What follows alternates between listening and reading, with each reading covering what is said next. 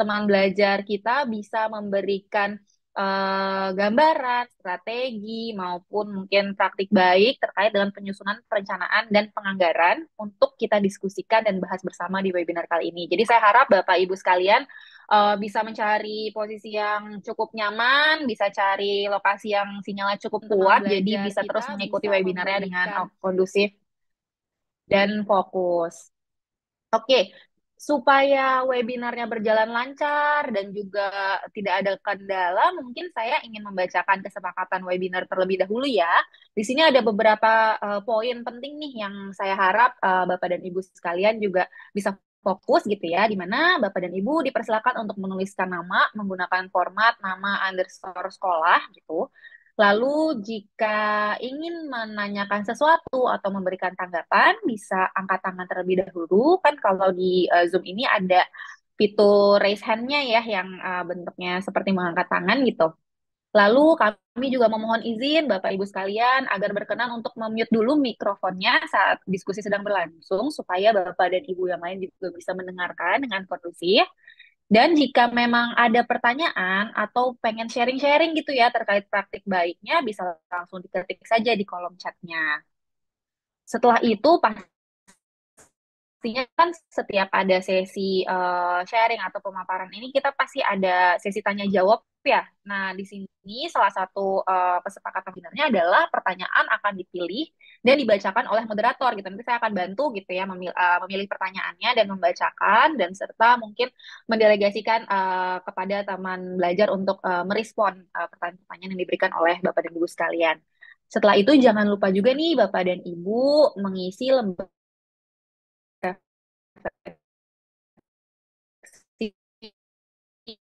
daftar hadir, dan tentunya untuk selain ada pengen juga kali ya sharing-sharing pengalaman belajar hari ini gitu.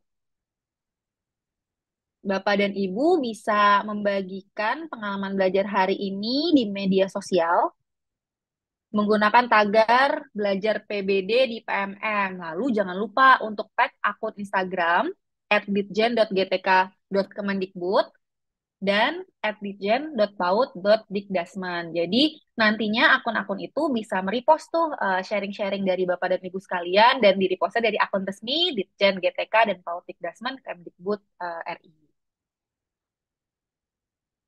Oke, ini mungkin juga biar makin ini dulu nih, pemanasan dulu gitu ya, biar fokus dan kondusif. Saya pengen cek ombak kali ya ke Bapak dan Ibu sekalian nih yang ikut webinar hari ini. Pertanyaannya mungkin terkait dengan RKT kali ya. Bapak dan Ibu pengen nanya deh, sebetulnya sejauh ini apakah kegiatan yang Bapak dan Ibu ajukan nih di RKT saat ini sudah sesuai dengan akar masalah berdasarkan capaian rapor pendidikan di sekolah Bapak dan Ibu? Bapak dan Ibu bisa pilih jawaban ini. Kalau misalnya merasa sudah melakukan atau menuangkan gitu ya rekomendasi-rekomendasi yang ada di rapor pendidikannya, bisa klik A di kolom chatnya. Kalau masih ragu atau mungkin sudah melakukan tapi mungkin belum semuanya gitu ya, itu bisa pilih jawaban B. Nah, kalau misalnya ada yang merasa kayak belum nih, masih banyak yang bingung, itu boleh banget loh Bapak dan Ibu share jawabannya di kolom chat. Karena kan di sini kita mau sama-sama belajar ya. Jadi harapannya bisa saling sharing juga nih pengalamannya seperti apa. Kalau aku lihat-lihat ini banyak yang B ya kayaknya ya, B atau C. Kalau B mungkin masih agak ragu-ragu gitu ya, kira-kira kayak gimana sih caranya gitu, atau dasar-dasarnya apa sih melakukan perencanaan seperti ini gitu ya. Cukup banyak nih jawaban B, dan yang beberapa yang belum dan masih bingung juga masih ditemukan, dan nggak apa-apa banget karena di momen ini Bapak dan Ibu sebetulnya bisa mendapatkan gambaran dan informasi yang lebih luas gitu ya terkait gimana sih strategi-strategi perencanaan tersebut. Oleh karena itu, saya mungkin sebelum masuk ke sesi utamanya ingin memperkenalkan dulu teman belajar yang akan apa ya, men-sharing dan menemani Bapak dan Ibu sekalian di webinar hari ini ya. Di sini ada dua teman belajar. Yang pertama ada Pak Nandana Abaswara, Ketua Tim Kerja Perencanaan, Evaluasi dan Transformasi Digital Direktorat Jenderal Politik Dasmen. Mungkin mau sapa-sapa Pak Dana dulu nih. Pak Dana, apa kabar Pak hari ini? Alhamdulillah baik, Mbak Talia. Alhamdulillah. Udah siap ya Pak ya, berarti nanti sharing-sharing dan memberikan paparannya buat Bapak dan Ibu Kepala Sekolah dan guru-guru sekalian. Ya, siap-siap. Sip. Terima kasih Pak Dana. Lalu di sini kita punya teman belajar kedua, kepala sekolah nih. Mungkin bisa menceritakan praktik baiknya gitu ya, sharing-sharing. Di sini kita ada Pak Kris Firda Yudhistira, Kepala Sekolah SDN 1 Cilumbar. Pak Kris, apa kabar nih hari ini? Alhamdulillah Mbak Talia, terima kasih. Sehat selalu.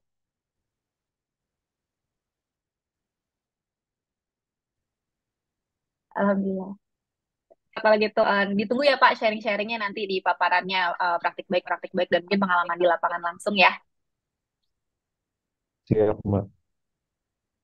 Siap. Oke, nah semoga pengetahuan, informasi maupun praktik baik yang disampaikan oleh teman belajar hari ini dapat menambah ya pengetahuan Bapak dan Ibu dan juga mungkin mendorong dan memotivasi Bapak dan Ibu yang hadir di webinar pada hari ini.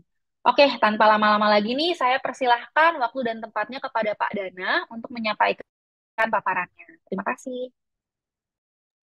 Ya, baik. Terima kasih Mbak Talia. Assalamualaikum warahmatullahi wabarakatuh. Selamat malam, salam sejahtera dan salam sehat untuk kita semua. Yang saya hormati Bapak Ibu sekalian ya, peserta webinar hari ini, webinar oleh tim PMM ini yang diselenggarakan di hari ini. Senang sekali bisa bertemu dengan Bapak Ibu guru dan kepala sekolah yang hadir di hari ini. Mungkin paparan di hari ini ada beberapa hal terkait dengan pemanfaatan ARKAS dan korelasinya dengan rapor pendidikan dan juga perencanaan berbasis data untuk perencanaan anggaran satuan pendidikan. Selanjut saja. Nah, slide berikutnya. Nah, mungkin ini mengingatkan kembali Bapak Ibu bahwa saat ini pasca pandemi, ini kita masih mengalami krisis pembelajaran. Jadi baik dari hasil asesmen internasional maupun dari hasil asesmen nasional, itu menyatakan bahwa kemampuan literasi numerasi kita masih cukup rendah begitu. Nah, sehingga berbagai kebijakan yang disusun di Kemdikbud, kebijakan Merdeka Belajar yang di launching secara bertahap, ini diharapkan semuanya mengarah untuk solusi meningkatkan kualitas pembelajaran di Indonesia. Selanjut. Nah, untuk mengatasi hal tersebut, Bapak Ibu, jadi dibutuhkan transformasi satuan pendidikan dan juga peningkatan mutu pembelajaran yang dimulai dengan perencanaan penganggaran yang tepat melalui PBD. Di sini kita menggunakan tagline identifikasi, refleksi, dan benahi. Nah, kenapa di sini kita mulai dengan perencanaan, Bapak Ibu? Jadi perencanaan ini merupakan salah satu komponen utama untuk memastikan bahwa pelaksanaannya bisa berjalan dengan baik. Kebetulan saya juga menangani terkait dengan BOS dan BOP dan juga ARKAS, dan beberapa kajian yang ada, ini perencanaan ini menjadi kunci. Dan salah satu tujuan besar adanya kebijakan perencanaan berbasis data, berbasis rapor pendidikan ini, itu adalah untuk merubah perilaku perencanaan kita, Bapak Ibu. Tidak bisa dipungkiri ada beberapa kejadian yang lalu ya Bapak Ibu, mungkin hari ini sudah tidak ada lagi, itu kita punya kebiasaan, saya sering mengamati melihat sekolah-sekolah itu dalam tanda kutip copy paste begitu ya. Jadi ketika merencanakan tahun depan, perencanaan tahun lalu di copy lagi. Itu pun kadang-kadang lupa tahunnya nggak diganti gitu di dalam rinciannya. Padahal kita tahu setiap tahun itu pasti ada dinamika, mungkin saat ini kebutuhannya berbeda dengan tahun lalu. Jika perencanaannya saja tidak kita benahi, bagaimana kita bisa melaksanakan dengan baik. Proses-prosesnya itu mulai dari kita identifikasi permasalahan, lalu kita melakukan refleksi untuk menemukan akar masalahnya, dan pada akhirnya kita melakukan pembenahan melalui perumusan kegiatan, baik melalui BOS maupun melalui anggaran lainnya yang ada di sekolah. Selanjut. Nah, ketika kita bicara perencanaan berbasis data, itu kita menggunakan rapor pendidikan, Bapak Ibu. Jadi hampir semua sekolah saat ini sudah memiliki rapor pendidikan yang sesuai kondisi sekolahnya masing-masing, di mana di dalamnya Bapak Ibu bisa memulai langkah penting untuk merencanakan kegiatan pembenahan mutu pembelajaran yang sesuai dengan kebutuhan masing-masing satuan pendidikan. Ini ada beberapa snapshot, mungkin ini juga sudah disampaikan pada webinar-webinar sebelumnya, namun ini mengingatkan kembali Bapak Ibu. Terus lanjut. Nah, ini mungkin kalau kita bicara rangkaiannya Bapak Ibu, ini filosofi satuan pendidikan ketika melakukan perencanaan berbasis data. Jadi langkah pertamanya adalah Bapak Ibu melakukan asesmen nasional. Saya yakin hampir semua satuan pendidikan sudah melakukan asesmen nasional, di mana asesmen nasional ini ibaratnya kalau kita manusia gitu ya, itu seperti melakukan medical check up Bapak Ibu. Jadi Bapak Ibu kalau melakukan medical check up itu ketahuan sakitnya kenapa. Misalnya pusingnya itu kenapa? Kalau dengan medical check up kita bisa mengetahui pusingnya apakah karena asam urat, apakah karena darah tinggi atau karena hal lainnya. Kenapa kita perlu mencari akar masalah? Karena kalau kita tidak tahu akar masalah, bisa jadi pengobatannya salah atau benahinya itu bisa jadi tidak sesuai. Nah, ketika melakukan asesmen nasional, Bapak Ibu pasti membutuhkan banyak upaya, dan dari hasil asesmen nasional itu dikeluarkanlah di dalam rapor pendidikan, di mana di dalam rapor pendidikan itu Bapak Ibu bisa melihat bagaimana kondisi masing-masing satuan pendidikan dengan melihat indikator prioritasnya. Di dalam rapor juga sudah dibuat sesederhana mungkin untuk mudah melakukan identifikasi permasalahan apa yang kira-kira paling krusial atau paling genting untuk harus ditangani di masing-masing satuan pendidikan. Selain melihat indikator prioritas, di dalam rapor pendidikan juga dituangkan akar-akar masalahnya. Jadi sebenarnya apa sih akar masalahnya dari indikator tadi? Itu juga sudah disampaikan di rapor, dan di rapor pun juga diberikan rekomendasi benahinya. Apa saja kegiatan-kegiatan yang relevan untuk dilakukan oleh satuan pendidikan dalam menangani indikator-indikator yang masih mengalami permasalahan. Dari proses tadi, yang terakhir perlu dirumuskan kegiatan apa yang akan dilakukan di satuan pendidikan untuk perbaikan. Dan yang terakhir, satuan pendidikan itu perlu merumuskan rencana kegiatan. Nah, rencana kegiatan ini nanti ada prosesnya di RKT dan ARKAS. ARKAS itu adalah untuk rencana-rencana kegiatan yang membutuhkan penganggaran di dalamnya. Jadi ini mungkin secara umum prosesnya mulai dari Bapak Ibu melaksanakan AN, mengakses rapor, melakukan PBD, sampai menuangkannya di dalam dokumen penganggaran satuan pendidikan. Selanjut. Nah, Bapak Ibu, setelah kita memahami bagaimana memanfaatkan rapor pendidikan, kalau secara dokumen, IRB tadi itu dimasukkan di dalam dokumen RKT dan RKAS. Jadi, identifikasi ini misalnya contohnya kemampuan numerasinya kurang, lalu di langkah 2 lakukan refleksi, dilihat akar masalahnya, oh ternyata akar masalahnya ada pada kompetensi pada domain bilangan. Lalu langkah 3 benahinya, itu di rapor pun juga disampaikan, contohnya misalnya kegiatannya pelatihan guru mapel matematika terkait dengan geometri di luar PMM. Nah ini merupakan alur begitu ya Bapak Ibu. Jadi yang pertama lihat dulu akar masalah, lihat dulu indikator apa yang prioritas apa yang mengalami permasalahan, lalu cari akar masalahnya, lalu kemudian lihat benahinya apa rekomendasinya. Jika rekomendasi yang ada di rapor ini sudah sesuai, Bapak Ibu bisa langsung gunakan, tapi juga sangat mungkin Bapak Ibu memiliki data pengamatan di sekolah, mungkin bisa menambahkan juga atau memperkaya benahi-benahi yang direkomendasikan di dalam rapor, di dalam perencanaan Bapak Ibu sekalian. Selanjut. Next slide. Nah, ini contoh dari dokumen RKT Bapak Ibu.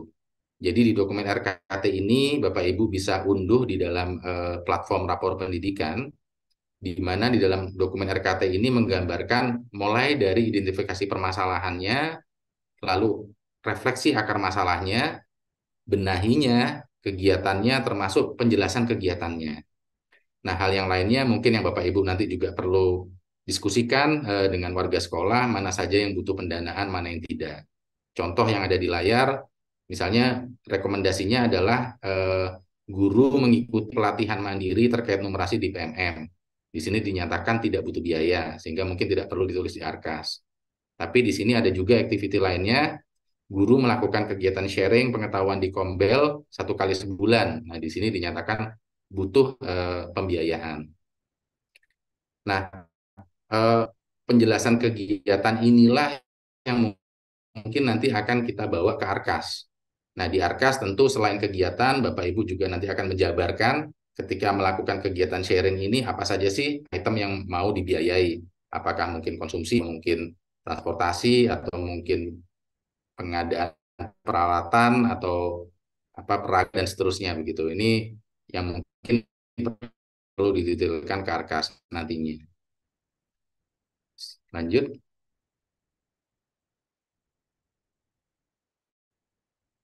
Next slide.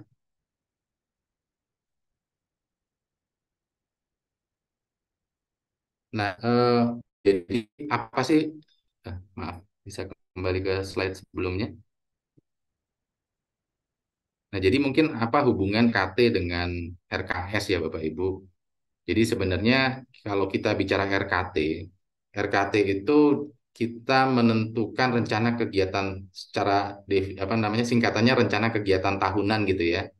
Jadi sekolah itu menyusun dokumen perencanaan untuk periode 1 tahun memuat kebijakan program dan kegiatan. Di mana tadi di dalamnya komponen yang ada tadi, jadi RKT ini semacam menentukan arah dan kegiatan selama 1 tahun di dalam sekolah. Nah, RKT ini mungkin lebih makro gitu ya. Jadi RKT ini meliputi seluruh kegiatan atau arah yang akan dilaksanakan sekolah dalam setahun ke depan berdasarkan analisis permasalahan yang sudah dilakukan di depan tadi.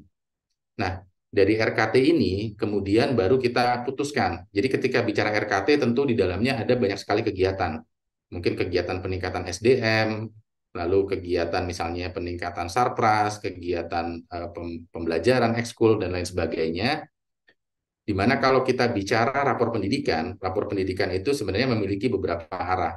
Yang pertama adalah bagaimana kita menyusun benahi yang akan tertuang di dalam dokumen anggaran, yang membutuhkan anggaran, lalu ada yang tidak. Nah, yang tidak ini beberapa misalnya terkait dengan PMM. Di dalam rapor pendidikan, sudah ada rekomendasi pelatihan-pelatihan PMM apa saja yang dibutuhkan oleh PTK yang ada di sekolah tersebut, sesuai dengan masalah yang ada di indikator prioritasnya. Dan dalam waktu dekat juga akan di-launching di dalam PMM listnya untuk masing-masing guru apa saja pelatihan yang dibutuhkan. Jadi dalam RKT bisa diprogramkan peningkatan SDM-nya melalui PMM, dan harapannya tentunya juga kepala sekolah menyusun program itu dan memastikan bahwa guru-guru melakukan pelatihan tersebut. Nah, selain pelatihan yang dari PMM, bisa jadi pelatihan PMM itu mungkin untuk menyimak di dalam layar begini mungkin tidak membutuhkan biaya atau mungkin kuota ya, tapi konten yang ada di dalam PMM bisa jadi membutuhkan alat-alat untuk dilakukan pembelajaran di dalam kelas. Nah, itu pun juga perlu dipelajari, dan jika membutuhkan hal tersebut, itulah yang dituangkan di dalam Arkas. Nah, kalau Arkas itu dokumen yang memuat perencanaan program kegiatan yang membutuhkan anggaran untuk pelaksanaannya. Jadi di sini selain tadi analisis akar masalah dan seterusnya, korelasinya yang ada di dalam Arkas dengan RKT ini adalah di kegiatannya. Nah, di Arkas itu Bapak Ibu bisa menuangkan dari benahi yang ada kegiatannya apa saja, uraian kegiatannya apa, jumlahnya berapa, harga satuan, dan total anggaran. Jadi mungkin link terbesarnya antara RKT dan RKS itu ada di benahi dan kegiatannya. Selanjut. Nah, Bapak Ibu ini juga sekaligus menginformasikan saat ini telah hadir Arkas 4 yang lebih praktis, nyaman, dan aman. Di mana lebih praktis ini Bapak Ibu di Arkas 4 ini sudah terintegrasi dengan Siplah. Jadi ketika mengelola dana BOS ini sebagian juga operator Arkas itu adalah guru. Untuk meringankan beban Bapak Ibu sekalian, maka kita buat ini lebih praktis. Bila belanja di Siplah, otomatis nanti tidak perlu mengetik ulang di Arkasnya, langsung masuk di dalamnya. Termasuk tampilannya dibuat lebih simple, pengambilan sisa dana juga lebih otomatis dan fleksibel, lalu lebih nyaman ya Bapak Ibu, akses fiturnya pergeseran lebih mudah, dan perhitungan pajak ini yang sering dianggap sulit gitu ya, ini juga secara otomatis disampaikan di dalam Arkas, dan juga lebih aman. Jadi ada notif errornya, ada panduan pengisian, dan sesuai dengan juknis. Selanjut. Nah, kalau kita korelasikan dengan PBD tadi Bapak Ibu, jadi pada Arkas 4 itu juga sudah mewadahi referensi kegiatan yang berkorelasi dengan inspirasi benahi. Jadi inspirasi benahi yang ada di rapor itu semuanya sudah kita petakan terhadap seluruh kegiatan yang ada di dalam RKS. Jadi nanti Bapak Ibu bisa dengan mudah kalau misalnya akan melakukan inspirasi benahi yang A misalnya, oh berarti kegiatan yang bisa dilakukan menggunakan kode yang ini gitu misalnya. Nah, ini juga akan dilengkapi dengan definisi operasional dan juga uraian kegiatan lama. Jadi di sini kenapa ada uraian kegiatan lama di Arkas 4 ini Bapak Ibu, kegiatan-kegiatan yang ada di Arkas lama itu jumlahnya sangat banyak, ada 400 per jenjang, di mana ternyata banyak irisan di antaranya, itu kita buat lebih simpel untuk kemudahan, dan juga kita juga sudah petakan terhadap seluruh inspirasi benahi yang ada.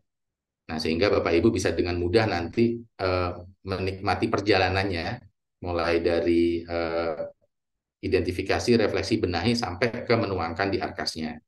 Jadi Bapak Ibu tidak perlu khawatir jika akan melaksanakan suatu benahi, itu nanti kok nggak ada kegiatannya gitu. Nanti kami pastikan, pasti semuanya memiliki rumah kegiatannya di dalam Arkas. Selanjut. Nah, ini mungkin juga sekaligus kami informasikan bahwa saat ini 70% sekolah sudah mulai berpindah dari Arkas 3 ke Arkas 4. Mungkin sekaligus di forum ini kami juga mengingatkan untuk sekolah Bapak Ibu jika belum menggunakan Arkas 4, bisa segera berpindah untuk kemudahan dan efektivitas dalam melakukan perencanaan dan pelaporan dana BOS. Ini beberapa gambaran daerah-daerah yang sudah menggunakan dengan baik, dan mungkin daerah-daerah yang mungkin perlu peningkatan begitu ya dalam penggunaan Arkas 4-nya. Lanjut. Nah, mungkin satu lagi Bapak Ibu, jadi mumpung ini waktunya di bulan Oktober ya, jadi saat ini sembari kita diskusi materi ini, kami juga mengingatkan bahwa satuan pendidikan itu butuh untuk melakukan perencanaan pada Timin 1.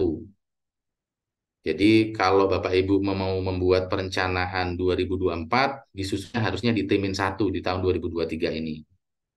Nah, untuk bisa melakukan itu, semua toolsnya sudah disiapkan. Jadi dari hasil rapor Bapak Ibu sudah bisa melakukan IRB, lalu pagu alokasi dana BOS juga sudah dibagikan.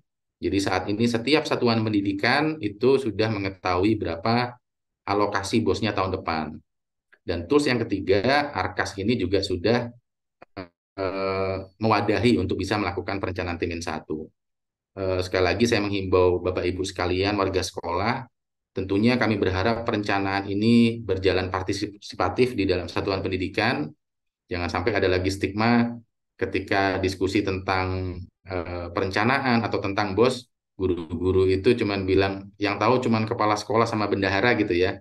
Padahal sebenarnya ini sangat penting ketika sudah ada rapor pendidikan, sudah ada proses IRB, lalu ada Arkas. Ini tentu harapannya proses perencanaan ini lebih efektif, lebih transparan untuk bisa memajukan kualitas pembelajaran di semua satuan pendidikan. Selanjut. Nah, ini mungkin slide terakhir saya, Bapak Ibu sekalian. Ini mungkin ajakan untuk kita semua. Jadi mari kita mulai langkah pembenahan yang sesuai kebutuhan peningkatan kualitas pembelajaran siswa dengan rapor pendidikan. Lalu mari kita mulai pembiasaan baru dengan melakukan perencanaan pada Timin 1. Jadi tidak lagi kita merencanakan sambil melaksanakan, tapi rencanakan dulu dengan IRB, dengan rapor, baru kita lakukan pelaksanaan pada tahun berjalan.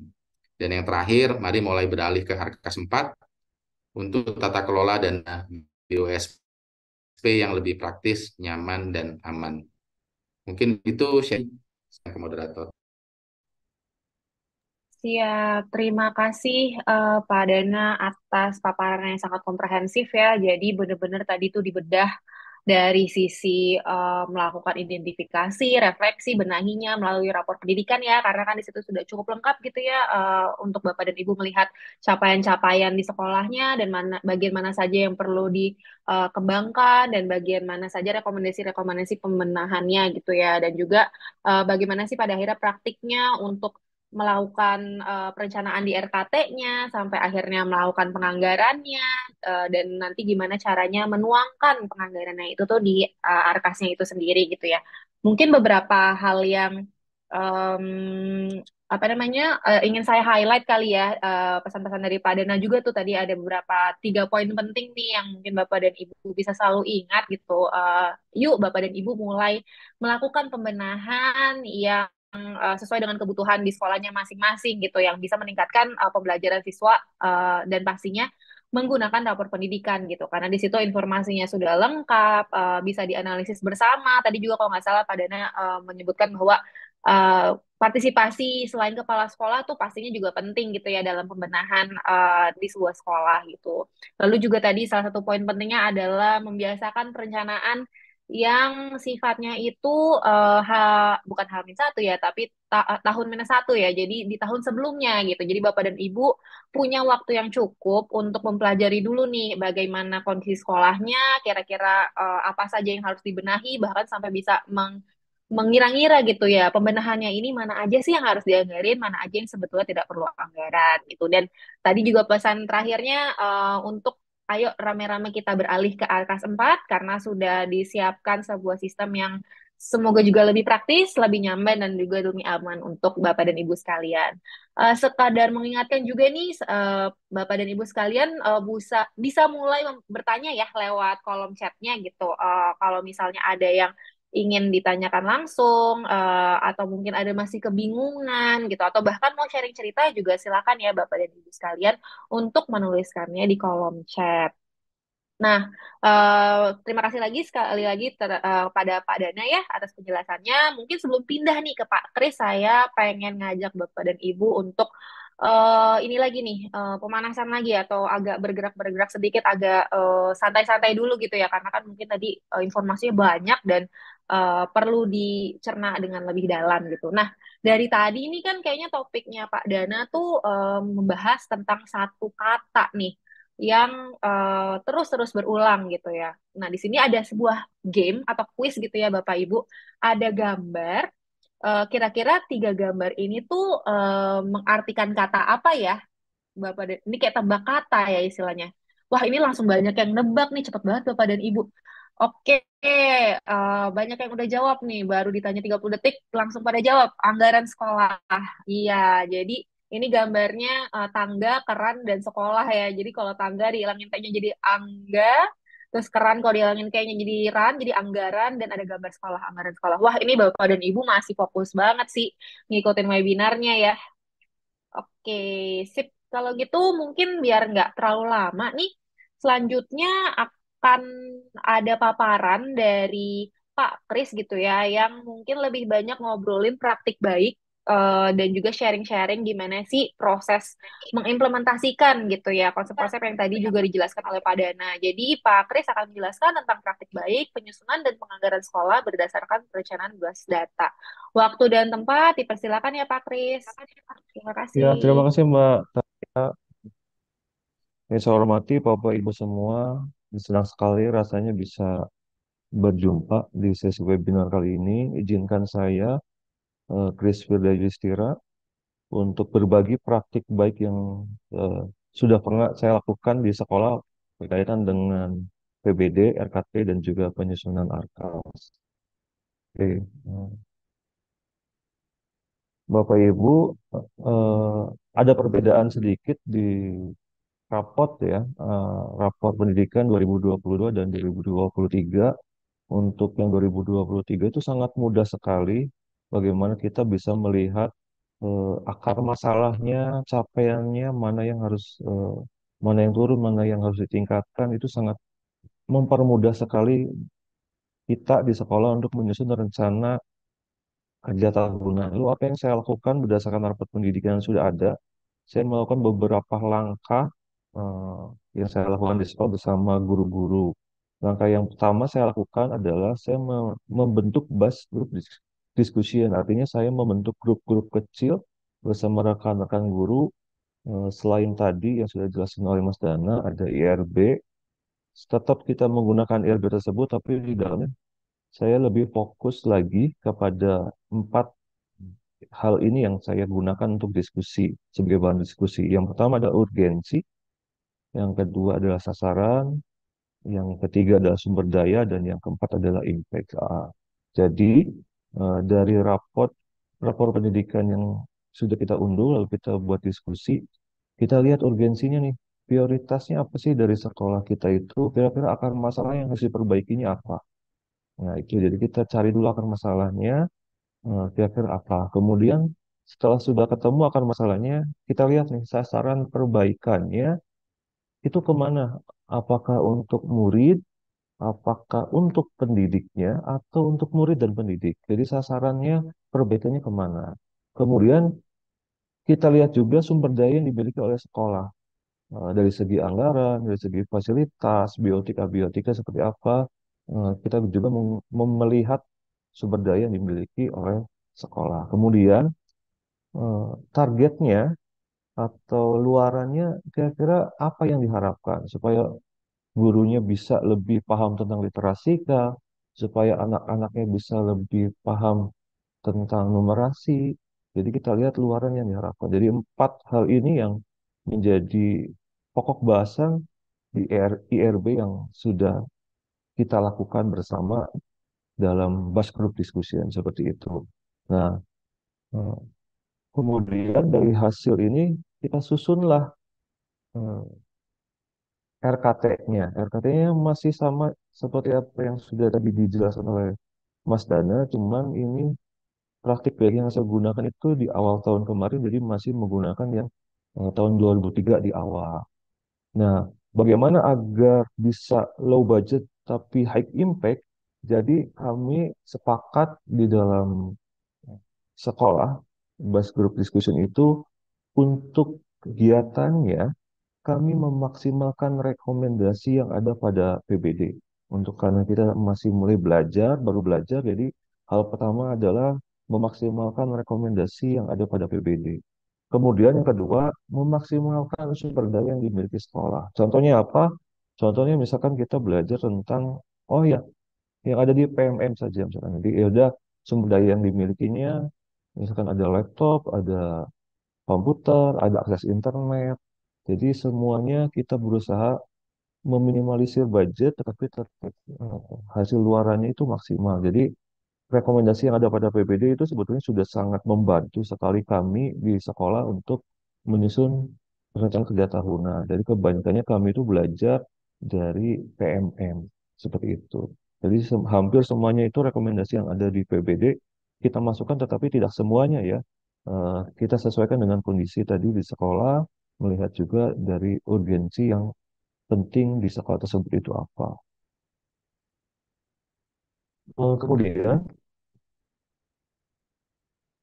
pengalaman saya tentang menuangkan tadi dari benahi ke Arkas, itu pertama kita memilih nih program-program kegiatan yang ada di RKT, kemudian yang di Arkasnya itu kita mencari bentuk kegiatan yang ada di Arkas. Untuk Arkas 4 memang lebih mudah, kemarin baru berdiskusi dengan bendahara itu sangat lebih memudahkan sekali kami di sekolah. Ini contoh yang saya buat di sekolah, misalkan pada kegiatan benahi itu akar masalahnya yang perlu ditingkatkan adalah peningkatan kompetensi GTK-nya. Lalu kegiatannya bisa dalam bentuk IHT, bisa dalam bentuk workshop, bisa tadi pengembangan diri di PMM secara mandiri atau melalui komunitas belajar yang ada di sekolah. Itu bentuk-bentuk kegiatannya. Lalu di Ureni Arkas kalau lebih detail lagi itu kan lebih bagus ya. Itu bisa dicari ada bagaimana misalkan IHT itu narasumbernya eh, berapa, konsumsinya, snack, makan, atau memerlukan bahan materi, fotokopi untuk para guru ketika kita melakukan IHT. Itu uraian di atasnya bisa dirinci lebih jelas lagi. Kalau berkaitan benahinya dengan kebijakan yang menunjang, itu biasanya kegiatan yang saya lakukan itu tentang sosialisasi, apakah sosialisasi visi misi, atau sosialisasi tentang perlindungan kepada anak-anak atau kepada orang tua juga, atau bisa bentuk kegiatannya itu bentuknya kajian-kajian tentang perundungan, kita belajar bersama tentang aturan-aturan yang berlaku eh, tentang hal yang berkaitan dengan kebijakan. Lalu yang di atasnya kita mencari misalkan ada bisa konsumsi, bisa ATK, bisa fotokopi bahan, atau misalkan mau sosialisasi bisa dalam bentuk spanduk dan lain sebagainya. Jadi itu di Arkas itu sangat memudahkan kami sekali. Dan contoh yang lain misalkan bisa di dalam penggandaan bahan referensi di kegiatannya, bisa pengadaan buku perpustakaan atau pengadaan buku teks. Ya, contohnya salah satunya misalkan buku bahasa Indonesia, buku matematika, dan lain sebagainya. Itu di Arkas sekarang itu lebih mudah sekali karena sudah sesuai dengan apa rekomendasi yang diberikan pada PBD sekolah kita masing-masing. Jadi Bapak Ibu, Kepala sekolah eh, bisa berdiskusi bersama guru untuk menyusun RKT ini secara bersama-sama. Kemudian apa sih dampaknya ya dari RKT yang diberikan Bapak Ibu ini ada refleksi dan dampak. Di sebelah kiri Bapak Ibu bisa lihat itu ide dari guru-guru untuk membagi eh, rekomendasi yang ada pada PMM. Misalkan literasi itu menjadi tanggung jawabnya siapa, kemudian narasinya menjadi tanggung jawabnya siapa, kemudian kebinekaan menjadi tanggung jawabnya siapa, aktivitas benahinya seperti apa, bahkan dipasang di situ link PMM-nya itu ada tertulis juga, kemudian ada kolom checklist. Jadi RB-nya ditambahin kolom PMM dan juga kolom checklist, artinya guru itu sudah sampai mana untuk melakukan perbaikannya. Kemudian Bapak Ibu, kita rutin melakukan evaluasi setiap 1 minggu sekali di awal minggu biasanya untuk merencanakan apa sih 1 minggu ke depan itu. Untuk komunitas belajarnya kita rutin lakukannya setiap 1 bulan sekali, kita rutin untuk belajar PMM, untuk saling eh, belajar satu sama lain gitu. Lalu dampaknya apa? Bapak Ibu ada 3 dampak utama selama tahun 2023 ini yang terjadi di sekolah saya. Yang pertama, perencanaan kegiatan setahun itu jadi terprogram, jelas gitu. Kemudian konkret, apa saja yang dilakukan di sekolah saya itu lebih terprogram dan lebih konkret. Kemudian dari segi anggaran juga sekarang lebih efektif karena tadi ada anggaran yang bisa menggunakan dana, kita masukkan ke AKAS, ada juga yang ini kegiatan ini tidak memerlukan dana nih, artinya bisa lebih efisien lagi dari anggaran itu. Kemudian tadi tenaga pendidik dan kependidikan di sekolah itu lebih merdeka belajar. Mereka bisa belajar secara mandiri melalui PMM atau melakukan pertemuan-pertemuan rutin melalui komunitas belajar yang ada di sekolah. Bahkan di lintas sekolah pun kita rutin ada kegiatan pertemuan 3 sekolah, kadang di gugus juga ada.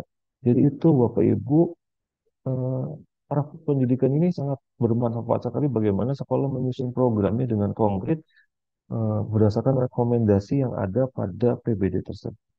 Itu Bapak Ibu yang bisa saya sampaikan tentang yang pernah saya lakukan praktik baik tentang RKT di sekolah saya, terutama di SD ya. Saya di SD Negeri 1 Cirumber, Kecamatan Lembang, Kabupaten Bandung Barat. Terima kasih Bapak Ibu sekalian.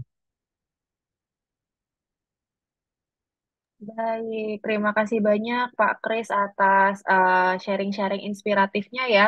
Di sini Pak Kris menjelaskan dan menceritakan pengalamannya langsung ya di sekolah dan banyak contoh-contohnya dan juga banyak dokumentasi-dokumentasinya. Jadi Bapak dan Ibu juga semoga bisa kebayang gitu sebenarnya langkah-langkah apa sih yang selama ini dijalankan Pak Kris dan sekolahnya gitu ya. Mungkin beberapa poin penting nih yang menurut saya menarik juga dari paparannya Pak Kris yang mungkin bisa memotivasi Bapak dan Ibu sekalian juga nih yang mungkin masih bingung-bingung atau tadi belum terlalu yakin gitu ya, bahwa ini agak agak lain juga atau agak nyambung juga nih sama yang Pak Dana bilang. Ini tuh sebetulnya inisiatif yang perlu melibatkan berbagai pihak ya. Di mana di sekolah Pak Kris sendiri juga Pak Kris itu mencoba juga untuk melibatkan guru-guru dalam prosesnya. Tadi kalau nggak salah ada istilahnya kayak fokus grup yang kecil-kecil gitu ya, di mana nanti masing-masing fokus grup itu bisa mencoba untuk memperdalam program-program kegiatannya tuh mau seperti apa gitu. Jadi keterlibatannya bukan cuma ada di kepala sekolah atau operator, tapi juga bisa bersama wakil kepala sekolahnya atau bersama guru-gurunya gitu. Lalu tadi yang di FGD kecil-kecilannya juga cukup detail tuh apa aja sih yang perlu dipikirkan atau diperhitungkan ya saat kita melakukan FGD kecil-kecilan tadi, yang mana kaitannya tuh dengan urgensinya, sasaran kegiatannya, sumber daya manusianya, hingga impact atau imbasnya itu seperti apa gitu ya. Kalau urgensi kan berarti kita ngomongin prioritas sekolahnya atau prioritas apa konteks mata pelajarannya mungkin juga, terus sasarannya siapa, murid atau si anak-anaknya di sekolah gitu. Terus kira-kira anggarannya perlu atau enggak, atau ini hal yang bisa nggak perlu dianggarkan gitu, atau sampai impact-nya itu seperti apa gitu. Dan tadi juga aku nangkep ada beberapa hal-hal yang dirasa tuh berubah kali ya dari sisi perencanaannya saat melakukan praktik baik yang ada di sekolahnya Pak Kris gitu ya. Bahwa Pak Kris merasa di sekolah tuh perencanaannya dalam setahun itu terasa lebih terprogram dan konkret gitu, karena semuanya sudah teridentifikasi dari awal ya dan didiskusikan bersama gitu, dan jelas gitu ya mau melakukan apa selama setahun. Lalu tadi juga merasa bahwa ada lebih efektif dan juga lebih efisien gitu dalam penganggaran, karena pada akhirnya juga punya spirit gitu ya, bahwa ada mungkin kegiatan-kegiatan pembenahan yang tipenya itu nggak perlu pakai anggaran, ada yang memang perlu diprioritaskan menggunakan anggaran gitu. Tadi sampai ada contohnya ya dari sisi RKT sampai RKAS-nya. Lalu tadi yang ketiga juga ini terkait banget nih sama gimana melibatkan guru-guru juga gitu atau warga sekolah lainnya. Pak Kris melihat bahwa jadi ada kemerdekaan untuk belajar ya, di mana di komunitas-komunitas belajarnya hal-hal dalam perencanaan ini tuh menjadi topik yang biasa didiskusikan juga. Kalau nggak salah tadi juga bahkan ada diskusi-diskusi antar gugus gitu. Jadi semoga cerita apa namanya inspiratif dan praktik baik dari Pak Kris ini juga bisa menjadi bahan refleksi Bapak dan Ibu sekalian, dan mungkin memantik juga nih ide-ide untuk dicoba dan dipraktikkan di sekolah atau satuan pendidikan masing-masing. Oke, ini kan sebetulnya sudah dipaparkan nih dari dua teman belajar gitu, dan informasinya cukup banyak, konteksnya cukup luas gitu ya. Nah, saya yakin pasti banyak pertanyaan juga nih dari Bapak dan Ibu di sini gitu ya. Jadi sekarang kita akan memulai sesi tanya jawab, di mana sesi tanya jawabnya itu ada beberapa jenis gitu ya. Kita akan mengambil beberapa pertanyaan dari Slido, di mana sudah dikurasi juga nih oleh teman-teman tim kami di balik layar ya. Ada 3 pertanyaan kalau nggak salah. Lalu nanti setelah yang dari Slido, kita bisa fokus ke sekitar 2 pertanyaan yang ada di chat Zoom. Ini juga nanti akan dipilihkan gitu ya, karena waktunya kan terbatas ya kita untuk melakukan webinar ini. Jadi nanti akan dipilihkan 1 sampai 2 pertanyaan. Dan nanti ada pertanyaan yang sifatnya live Zoom. Jadi mungkin akan dipilih 1 sampai 2 Bapak atau Ibu kepala sekolah atau guru yang mengangkat tangan untuk menanyakan secara langsung pertanyaannya, atau mungkin kalau mau sharing-sharing juga gitu. Oke, mungkin kita bisa mulai dulu nih dari 3 pertanyaan dari Slido ya. Di sini ada pertanyaan dari Pak Yefdi Mairisman. Pertanyaannya adalah bagaimana kalau sekolah yang dropping awalnya 2 sekolah, kemudian digabung menjadi 1 sekolah. Jadi ini mungkin konteksnya adalah sekolahnya di merging kali ya. Nah, ini tuh gimana sih cara pengisian RKT dan RKAS-nya? Mungkin ini pertanyaannya bisa saya serahkan ke Pak Dana dulu kali ya, karena ini banyak hal-hal yang cukup teknis nih kalau misalnya kita menemukan sekolah-sekolah yang konteksnya seperti ini. Dipersilakan Pak Dana jika ingin merespon pertanyaannya. Ya, Terima baik. Terima kasih. kasih ini dari Pak YFD ya. Jadi Bapak Ibu, jika sekolah itu terjadi merger, itu mungkin ada beberapa kondisi. Jika sekolah tersebut merger pada saat pelaksanaan tahun anggaran, maka anggarannya hanya akan menggunakan anggaran sekolah induk Bapak Ibu. Jadi otomatis yang sekolah yang merger, sekolah yang satunya ini dananya dikembalikan. Nah, untuk kondisi yang berikutnya, nanti hasil merger dengan jumlah siswa yang eh, gabungan tadi itu akan terrecord pada saat sinkronisasi Dapodik di 31 Agustus. Nah, sehingga penyusunan RKT dan RKS untuk eh, sekolah yang merger ini itu pasca sinkronisasi Dapodik itu untuk tahun berikutnya. Jadi secara umum mungkin itu proses yang bisa disampaikan. Oke, siap. Terima kasih, Pak. Jadi mungkin kata kuncinya tuh tergantung ini terjadi mergernya di tahun berjalan, apa tahun anggaran berjalan atau enggak gitu ya. Jadi kalau misalnya memang mergernya ada di saat pelaksanaan tahun anggaran jalan, berarti akan menggunakan anggaran sekolah induk. Jadi kalau untuk yang sekolah lain itu dananya akan dikembalikan. Lalu nantinya di eh, selanjutnya gitu ya, hasil mergernya ini kan akan terrefleksi ya atau akan kelihatan setelah ada sinkronisasi di Dapodik gitu. Jadinya pasti akan mempengaruhi juga untuk tahun berikutnya. Baik, kalau begitu mungkin kita coba berpindah ke pertanyaan selanjutnya dulu nih.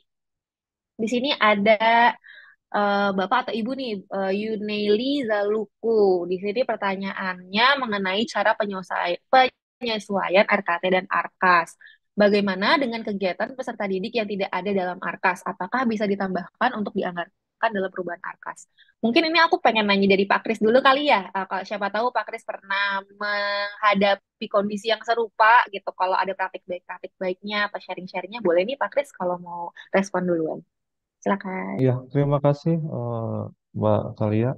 Ini kegiatannya seperti apa ya? Contohnya misalkan biasanya sih ada sih di perubahan atau biasanya kita mengajukan ya, Mas Dana bisa kan biasanya kita mengajukan ada kegiatan apa yang tidak ada di ARKAS itu kita mengajukan gitu. Biasanya seperti itu, Mbak. Jadi bisa kita melakukan pengajuan dulu terlebih dahulu.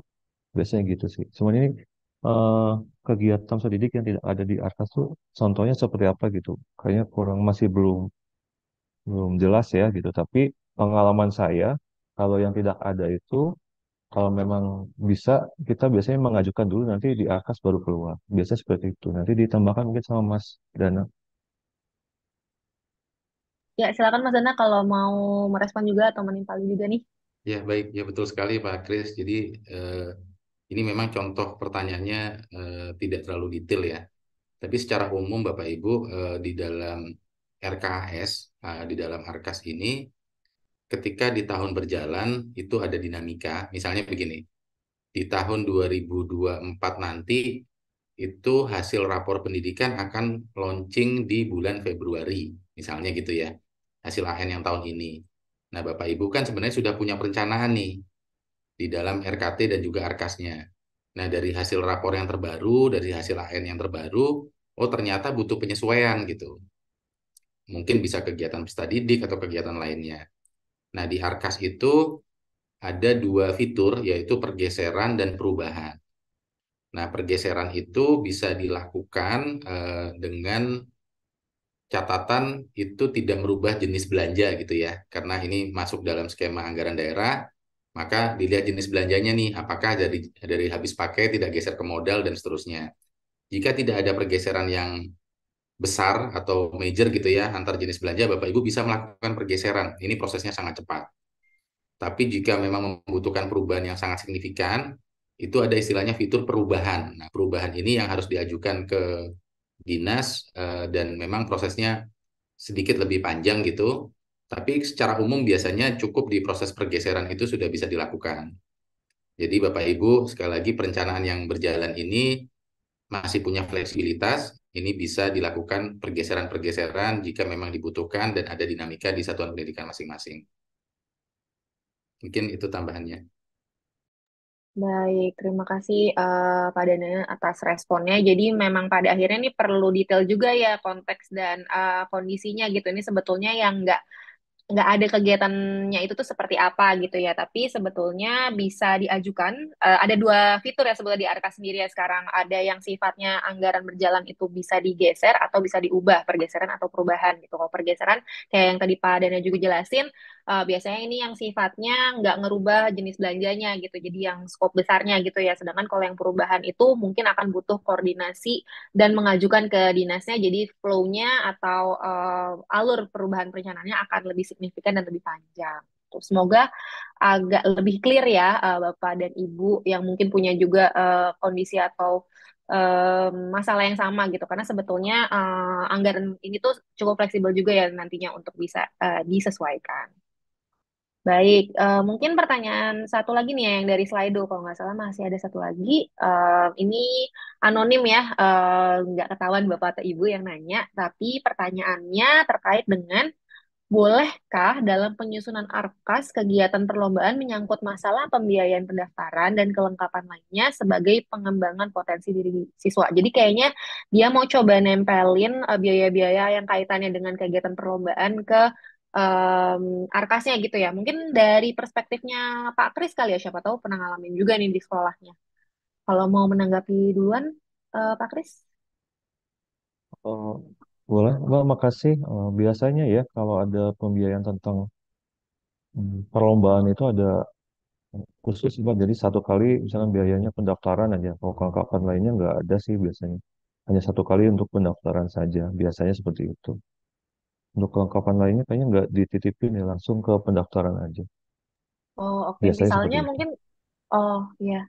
Kalau kelengkapan lain tuh mungkin selain pendaftaran kali ya Pak, kalau ada alat peraga buat latihan, aku kebayangnya mungkin ada lomba-lomba cerdas cermat atau apa mereka butuh Ya cari. mungkin biasanya. Heeh, heeh, heeh. Kalau itu berarti eh, bisa ya Mas, ada bisa ya Pak, ada Bisa, bisa bisa, bisa. ditempelin gitu ya. Oh, oke, Bisa, oke, bisa. oke. Oke. Baik, kalau dari perspektifnya Pak Dana sendiri mau ada tanggapan juga Pak mungkin terkait pertanyaan yang ini? Ya, menambahkan ya. Jadi betul tadi Pak Kris, saya menambahkan saja bahwa ini boleh tentunya ya anggaran sekolah itu untuk kegiatan perlombaan. Nah, ini bayangan saya gitu ya, mungkin beberapa komponen kos pembiayaan untuk lomba-lomba itu misalnya tadi sampaikan Pak Kris biaya pendaftaran, mungkin kalau lokasi lombanya itu di agak jauh ada biaya transportasi atau biaya akomodasi dan konsumsi jika diperlukan nih misalnya gitu ya. Dan hal-hal pendukung tadi yang disampaikan oleh Mbak Talia bisa saja itu dibutuhkan misalnya ya kalau anggarannya cukup ya itu dimungkinkan untuk disediakan juga melalui sekolah gitu. Mungkin itu. Baik, siap Pak. Jadi emang pada akhirnya balik lagi ya ke kemampuan anggaran sekolahnya seperti apa, nanti bisa Betul, diprioritasin lagi ya. betul, betul. Betul. Jadi yang paling Oke. penting tadi ya, mungkin saya meng-highlight masalah priority tadi Pak Kris mencontohkan dengan sangat baik ya. Jadi gimana low budget, high impact gitu. Nah, mungkin prinsip-prinsip itu yang juga perlu dilihat. Tapi secara umum kalau pertanyaannya apakah bisa kegiatan perlombaan itu dibiayai, itu bisa gitu. Siap, Pak. Terima kasih. Makasih, Pak Kris, Pak Dana. Ini cukup clear ya jawabannya. Sebetulnya masalah boleh atau enggak sebenarnya boleh. Namun pada akhirnya, yaitu balik lagi prioritas sekolah seperti apa, sumber daya yang tersedia seperti apa, jadi nanti sekolah bisa menyesuaikan. Oke, pertanyaan dari Slido kalau nggak salah sudah semuanya nih. Nah, sekarang mungkin kita mau, oh sudah ada nih pertanyaan, dua pertanyaan dari chat Zoom. Di sini pertanyaan pertama ini dari Bapak atau Ibu Alprince nih, dari Talaut ya. Pertanyaannya terkait dengan apakah ada persamaan pengisian PBD dan RKAS PAUD dan SD.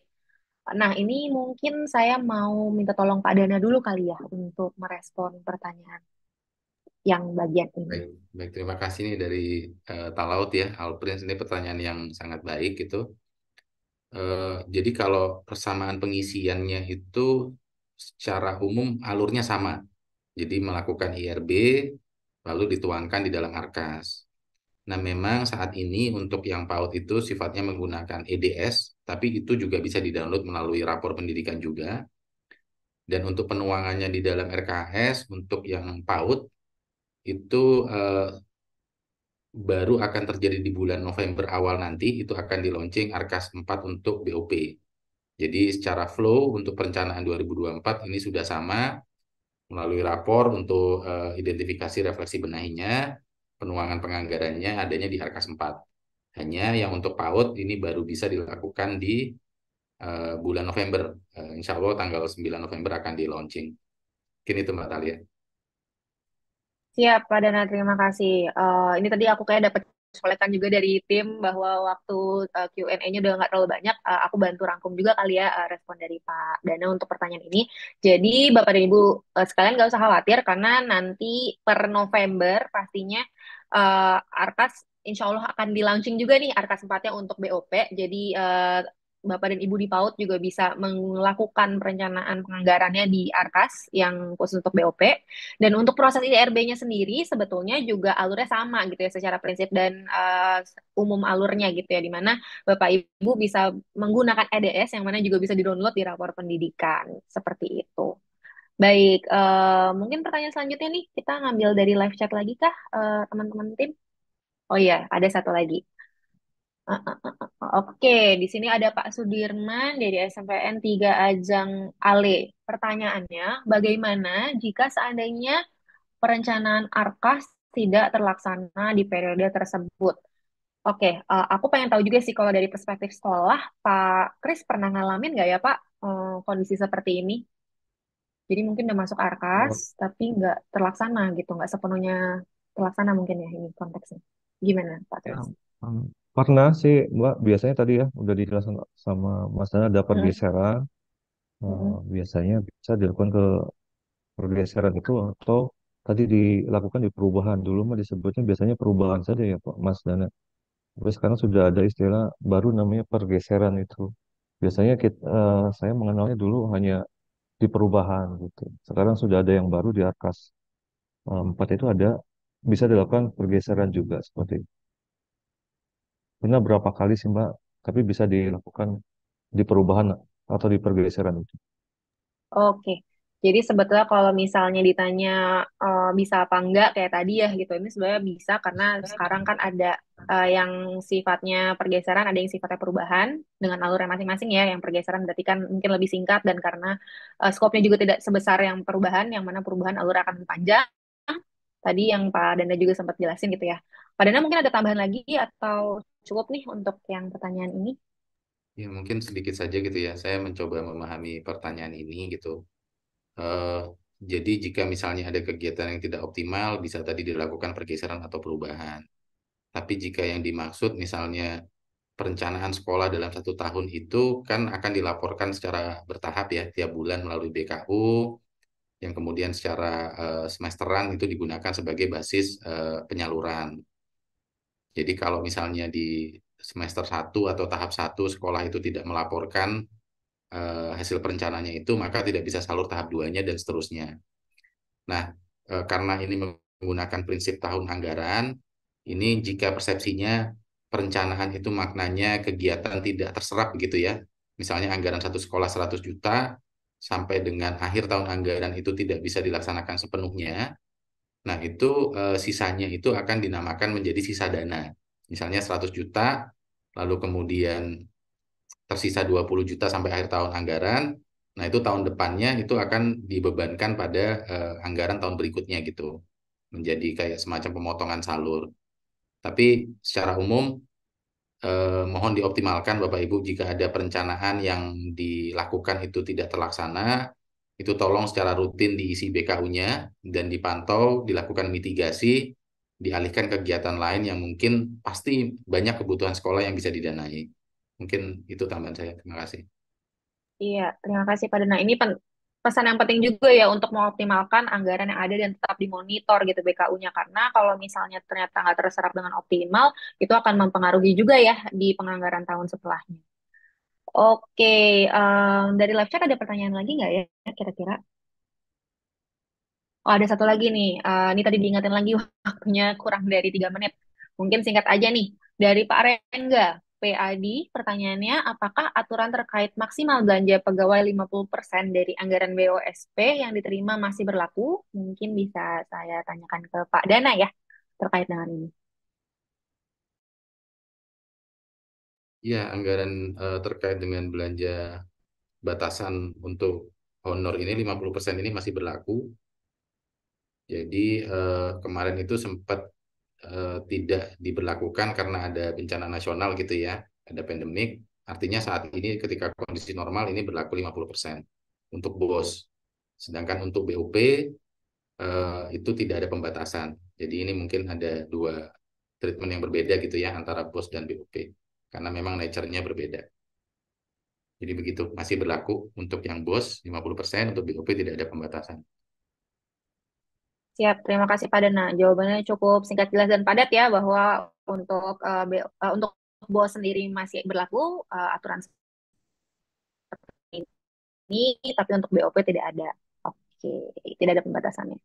Siap, kalau begitu mungkin kita bisa berpindah ke Bapak dan Ibu yang bertanya di live Zoom kali ya, rekan-rekan tim. Di sini ada yang angkat tangan kayaknya, dan bisa langsung open mic ya. Satu orang dulu mungkin, satu penanya dulu. Kalau Bapak Ibu ada yang ingin menanyakan secara langsung,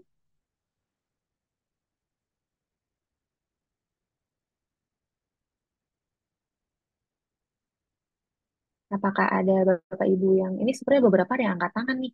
Siapa yang mau duluan bertanya boleh? Atau saya pilih aja nih ya kali ya. Ini ada yang nanya, angkat tangan di paling atas di layar saya nih, ada Bapak atau Ibu Dale dari Kabupaten Pinrang. Silakan Bapak Ibu kalau mau bertanya dulu, Bapak atau Ibu Dale Ya, dari ya, makasih. Iya, ya. Bismillahirrahmanirrahim. Assalamualaikum warahmatullahi wabarakatuh. Eh, Terima kasih atas kesempatan yang berikan kepada saya. Perkenan saya Pak Dale dari Pindrang, Sulawesi Selatan. Ada beberapa hal yang ingin saya konfirmasi untuk Pak Danang. Kami sudah melaksanakan KNBK, sudah keluar rapor pendidikan, dan kami sudah membuat perencanaan PPDB dengan melihat hasil dari rapor mutu dengan skala prioritas. Yang ingin saya tanyakan, ternyata di situ yang agak menurun untuk tahun ini adalah itu untuk sekolah kami adalah lingkungan sekolah yang dalam hal ini untuk literasi numerasinya naik. Tapi kenyataan di lapangan ternyata dari hasil rapat yang kami lakukan dengan Dewan Guru, dengan ada perwakilan dari siswa, eh, dia sebenarnya tidak. Dia juga heran kenapa iklim keamanan sekolah kami menurun. Kami inilah sekolah penggerak. Kami sudah lakukan langkah-langkah strategis untuk mendukung bagaimana sekolah ramah anak dengan apa namanya sekolah yang bebas dari perundungan.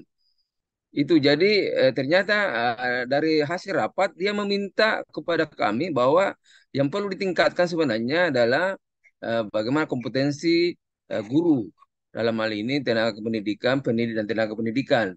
Dia terutama di literasi numerasinya, walaupun sudah di rapor mutu itu, di rapor pendidikan agak naik, sudah batas maksimal. Dalam artian sudah batas minimum 80 lebih, ada nilai 80. Yang ingin saya tanyakan, apakah ini skala prioritas yang dia dianukan di rapor mutu itu bisa dalam artian kami tetap berpedoman sama masukan-masukan dari teman-teman guru dan siswa. Itu yang pertama untuk Pak Danang. Yang kedua, yang ingin saya tanyakan eh, terkait dengan rapor pendidikan kami, eh, saya selalu optimis, tapi ada kemungkinan hasil ini kan subjeknya selalu berubah-ubah dalam artian objek siswanya itu yang dites tahun ini sampai tahun ini berubah lagi tahun kemarin. Jadi bisa saja bisa naik, bisa turun tergantung dari sampel yang diambil. Apakah itu dalam hal ini apakah ini sudah mewakili betul sampel yang diambil oleh Kemendikbudristek? Terima kasih, Pak. Assalamualaikum warahmatullahi wabarakatuh. Waalaikumsalam. Baik. Baik, jadi pertanyaannya nih kayak seputar capaian yang ada di rapor pendidikan ya. Pertanyaan pertama tuh tadi terkait kalau misalnya kondisi di sekolahnya Pak Dale ini kok yang masih kurang itu tuh di isu yang kayaknya di sisi sekolah tuh sudah ada usahanya gitu ya. Jadi kalau kayak gitu tuh kenapa ya kira-kira bisa terjadi? Dan pertanyaan keduanya lebih ke kan subjek dan samplingnya ini berulang-ulang. Jadi kira-kira implikasinya seperti apa gitu. Namun mungkin sebelum Pak Dana menjawab, saya juga mau mengingatkan kembali ya ke Bapak dan Ibu sekalian gitu ya, karena kita webinar hari ini kan fokus untuk mencari strategi-strategi perencanaan dari RKT, RKAS-nya juga dan ada kaitannya dengan penganggaran juga gitu ya. Jadi mungkin nanti pertanyaan-pertanyaan selanjutnya boleh nih untuk spesifik yang kaitannya dengan RKC juga. Baik, mungkin Pak Dana kalau ingin menanggapi terlebih dahulu, terima kasih.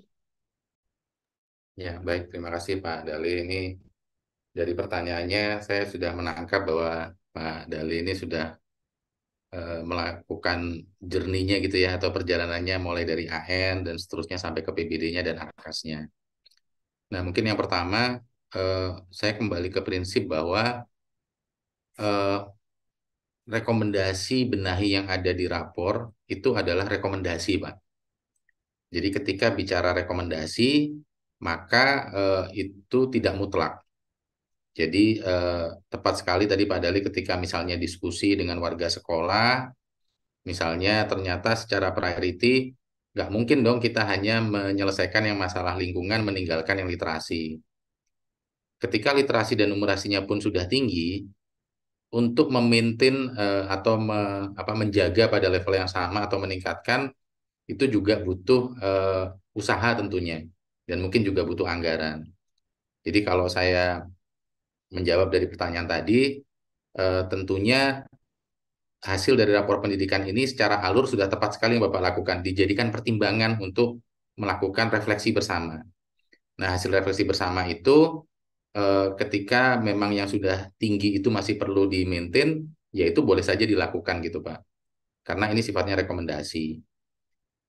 Dan yang kedua, bisa juga pendekatannya porsi. Ketika kita bicara lingkungan, itu dijadikan prioritas sekolah, bukan berarti 100% anggaran sekolah ke sana. Ketika mentreatment satu indikator itu sebagai satu prioritas, ya kita mengalokasikan resource ke sana, tapi bukan berarti semuanya ke sana. Jadi bahwa litnum itu tetap perlu di treatment supaya tetap bisa naik atau minimal terjaga, itu menurut saya tetap oke untuk dilakukan, Pak. Jadi prinsipnya ini adalah rekomendasi dan digunakan sebagai bahan refleksi. Lalu yang kedua terkait dengan apakah sampling AN ini valid gitu ya. Nah, jadi sebenarnya ini metodenya sudah cukup panjang, Pak. Ini pelaksananya mungkin di Beskap gitu ya. Jadi sudah ada metode melakukan bagaimana memilih samplingnya supaya ini konsisten di setiap tahunnya. Jadi kalau bisa saya jawab, ini samplingnya ini bisa dipertanggungjawabkan begitu, Pak. Mungkin itu sih, Pak. Baik, terima kasih Pak Dana.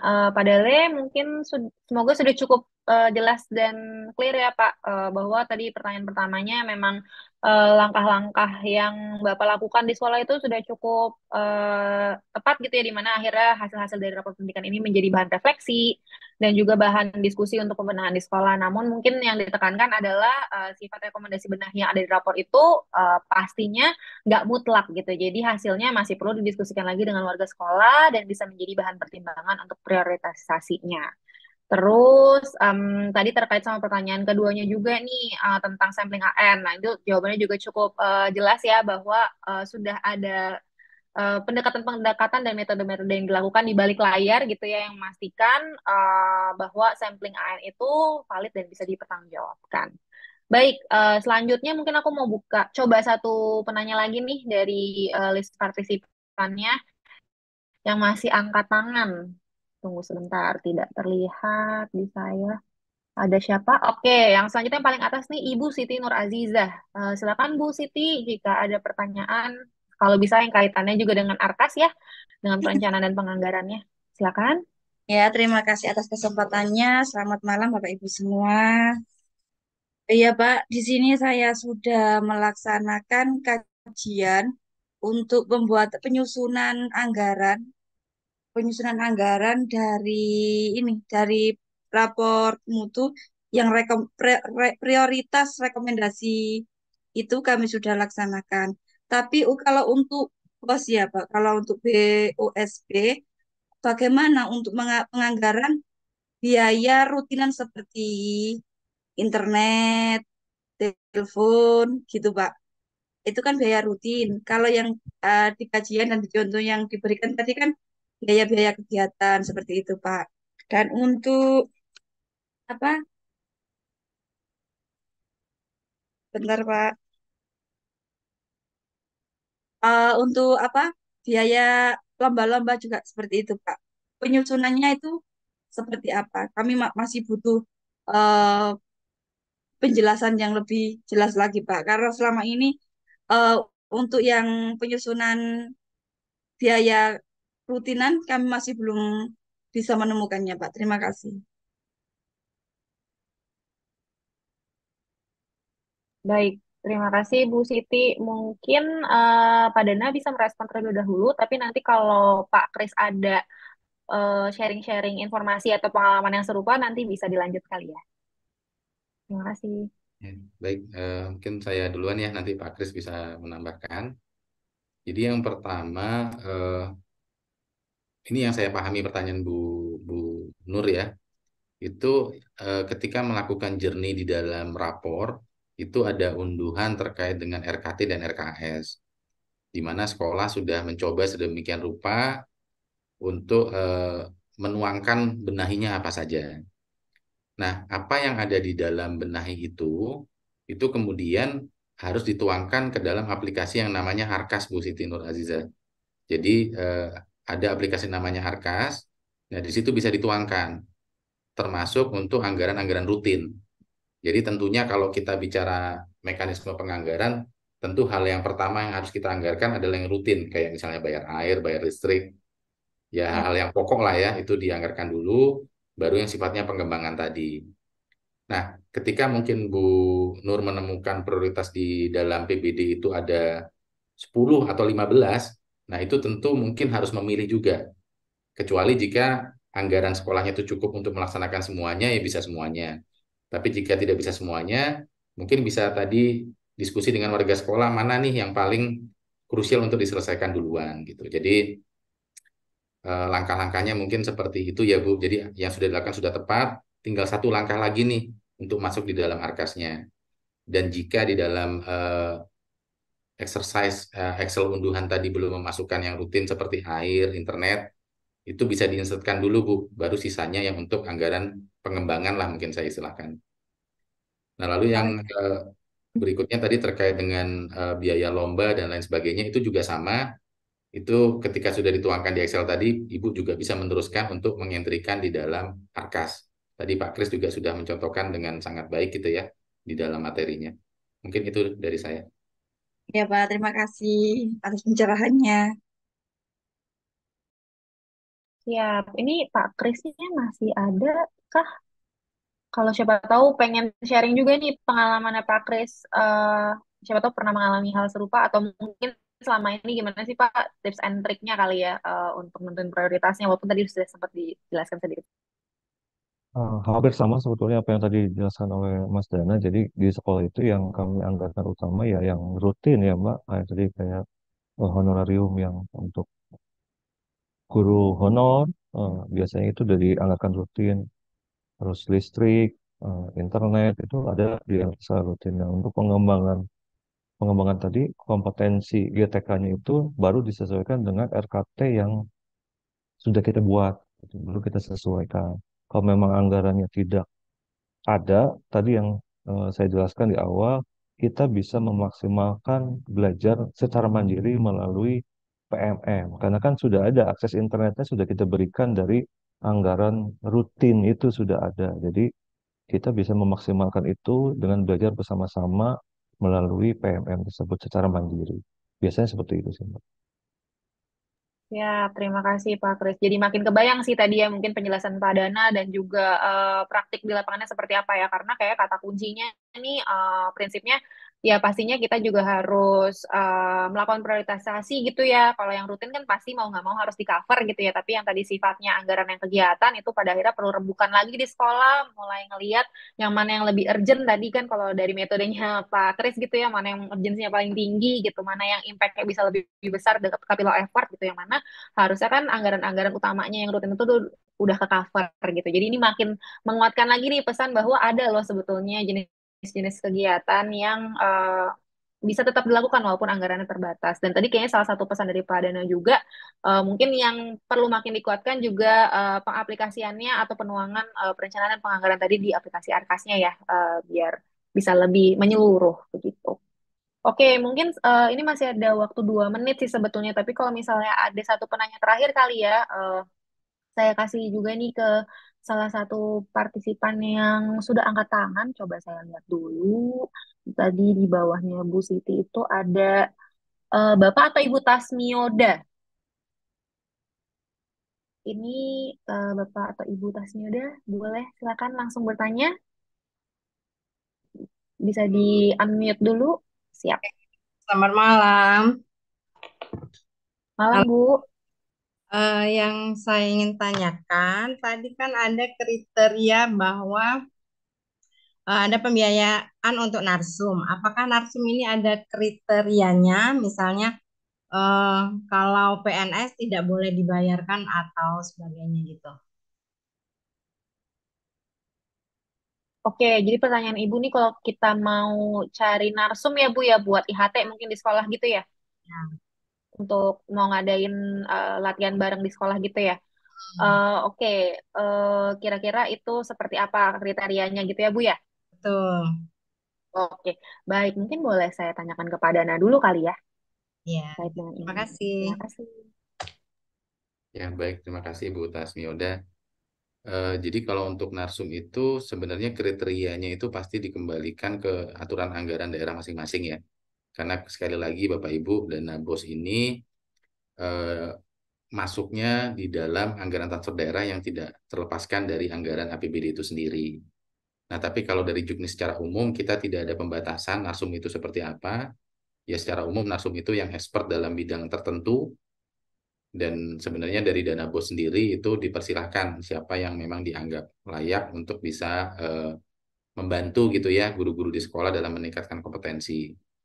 Tapi terkait dengan detailnya, misalnya kalau narsum itu standarnya misalnya entah jam jam OJ-nya gitu ya, orang jamnya misalnya rate-nya sekian dan seterusnya, itu biasanya ada pengaturannya di masing-masing Pemda melalui SSH namanya, standar satuan harga. Jadi bisa jadi pengaturannya di daerah Bandar Lampung sama di daerah lainnya gitu ya, itu beda-beda tergantung kebijakan dari Pemda masing-masing. Itu bisa konsultasi ke Dinas Pendidikan mungkin Bu Tasmioda. Terima kasih.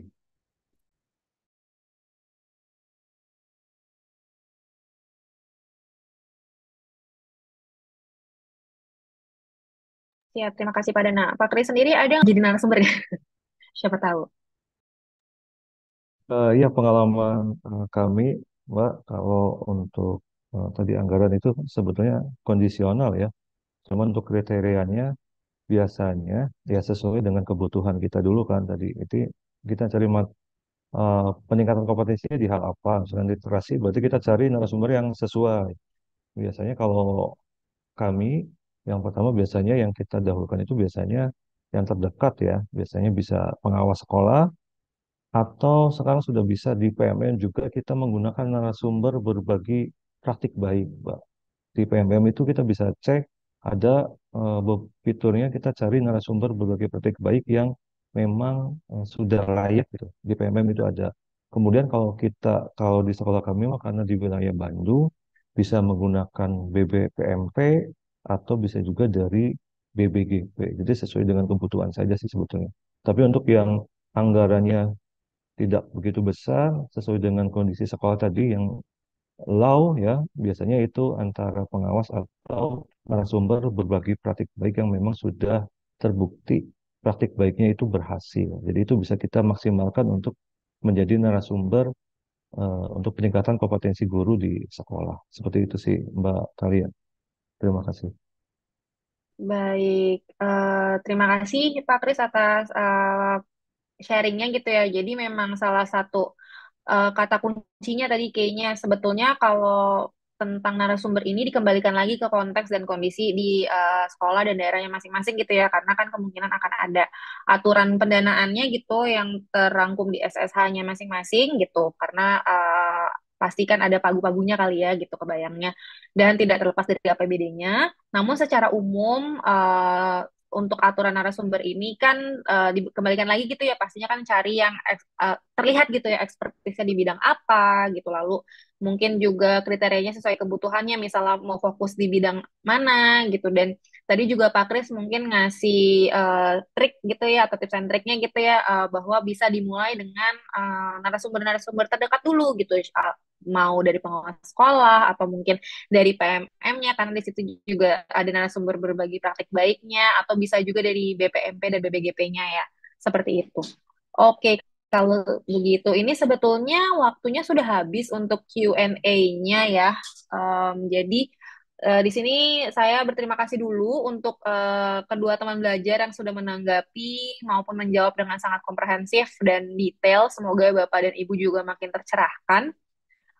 Mungkin sebelum lanjut, ini saya mau minta Pak Dana dan Pak Kris untuk memberikan ini dulu kali ya, pesan penutup gitu yang memotivasi dan juga mungkin menguatkan Bapak dan Ibu sekalian supaya makin lancar nih proses perencanaan dan penganggarannya nanti. Boleh nih dari Pak Dana atau Pak Kris duluan, dipersilakan.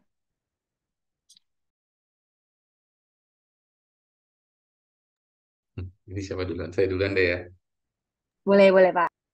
Ya baik, mungkin di penghujung acara ini saya mengucapkan terima kasih banyak dan mengingatkan kembali ke kita semua bahwa mungkin kata kuncinya adalah perencanaan.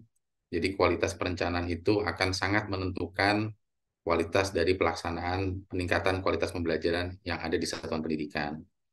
Dan jangan lupa Bapak Ibu gunakan rapor pendidikan sebagai basis data untuk melakukan perencanaan termasuk pembenahan yang ada di dalamnya dan lakukan pembenahan dengan 2 jalur utama gitu ya, yang butuh anggaran tuangkan di Arkas dan mungkin yang tidak butuh anggaran optimalkan juga resources yang ada di dalam PMM. Lakukan perencanaan dengan partisipatif, diskusi dengan warga sekolah, kuatkan komunitas belajar untuk peningkatan kualitas pembelajaran yang lebih baik. Mungkin itu, terima kasih. Siap, boleh dilanjut Pak Kris. Kalimat penyemangat dan penutupnya nih untuk sesi malam ini. Terima kasih Mbak Talia. Dari saya, ayo Bapak Ibu Kepala Sekolah, Bapak Ibu Guru, mari kita bersama-sama merencanakan tadi kita mulai dari membenahi dengan memaksimalkan rekomendasi yang ada pada PBD untuk bagaimana kita bisa low budget dan high impact tadi. Jadi ayo kita maksimalkan rekomendasi yang ada pada PBD di raport pendidikan. Itu saja Mbak. Terima kasih. Ya, terima kasih Bapak-Bapak sekalian. Sekali lagi, terima kasih telah memberikan paparan, telah menanggapi maupun menjawab pertanyaan-pertanyaan dari Bapak dan Ibu yang hadir di webinar malam ini. Saya yakin mungkin masih banyak ya pertanyaan-pertanyaan dan hal-hal yang ingin disampaikan oleh Bapak dan Ibu sekalian gitu ya. Namun mohon maaf karena waktunya memang terbatas sehingga memang tidak bisa semuanya diakomodir. Nah, Bapak dan Ibu tuh sebenarnya juga bisa loh mengakses materi-materi webinar sebelumnya di platform Merdeka Mengajar gitu ya. Di sini kelihatan nih yang perlu dilakukan langkah-langkahnya ada apa aja sih? Akses beranda PMM, pilih menu video inspirasi, terus pilih webinar perencanaan berbasis data gitu. Di situ ada topik-topik yang nanti bisa diperdalam lagi oleh Bapak dan Ibu sekalian. Nah, selain itu kita juga ingin mengingatkan nih Bapak dan Ibu sekalian bahwa di rapor penelitian poster gitu. Jadi selain bisa mengunggah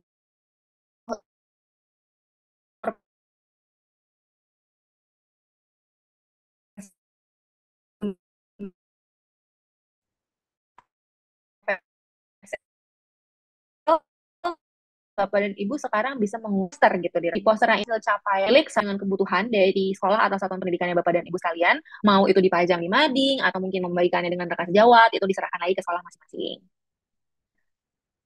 Siap, kalau begitu mungkin ini sudah ada di penghujung acaranya. Sekali lagi saya mengucapkan terima kasih kepada Pak Dana dan Pak Kris yang sudah menjadi teman belajar pada webinar malam hari ini.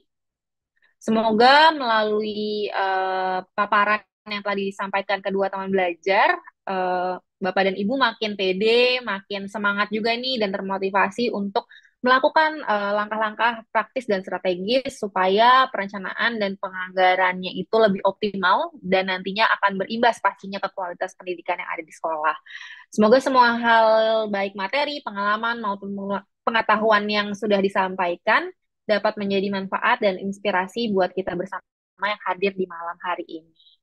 Terima kasih Bapak dan Ibu sekalian. Di sini ada link daftar hadir dan umpan baliknya juga ya. Mungkin sebelum ditutup, kita mau foto bersama dulu kali ya. Bapak dan Ibu bisa sambil membuka kamera dan berpose mungkin atau sambil senyum gitu. Nanti tim hari ini akan bantu untuk mengambil gambar.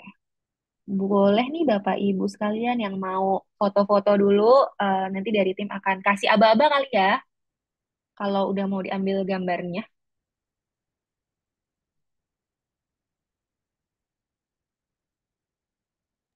Ini yang mau aba-aba Mbak Tata, Mbak Ajeng, atau Silakan Bapak Ibu yang mau berfoto, kita nyalakan kameranya, kita berfoto dulu. 1, 2, 3. Slide selanjutnya masih ada 1, 2, 3. Slide selanjutnya 1, 2, 3. Oke, sudah banyak sekali Bapak Ibu.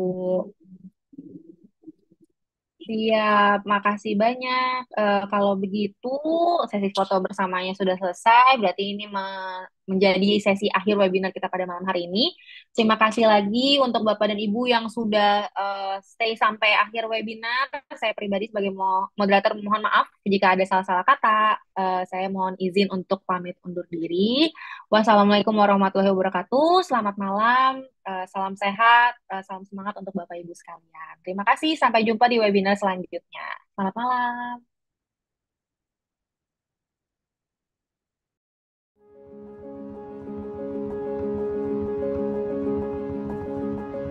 Di akhir bulan saya biasanya itu sudah tidak bisa fokus mengajar karena di satu sisi ada tagihan administrasi BOS yang harus kita kerjakan pada saat itu, di sisi lain